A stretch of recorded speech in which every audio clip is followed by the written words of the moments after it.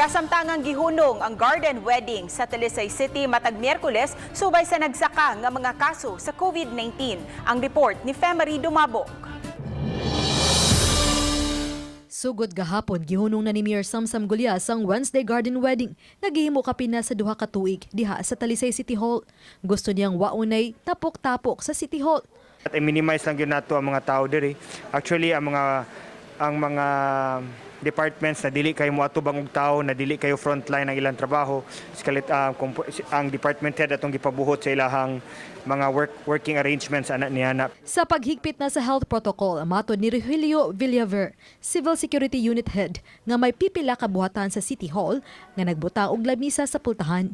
Sa dapit, abi-abihon ang ilang mga bisita. Nabantayan nga ni Minus na ang mga kliyente nga miduaw sa City Hall, sukad gipaubos ang lalawigan sa General Community Quarantine. Ato sa kong jogging, kanar dyan atong impasayson kay ano. Kay bakasyon biya ron, way klase.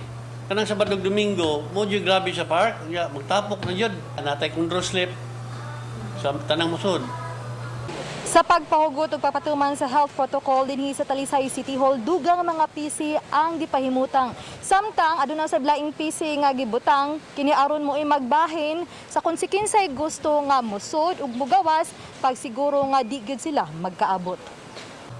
Kadaghanan sa mga sakop sa CSU at sa mga vaccination site ug sagad sa mga nahibilin nga personnel mulibot na lang sa City Hall. Oba ni John Solon. Ako si Femery Dumabok.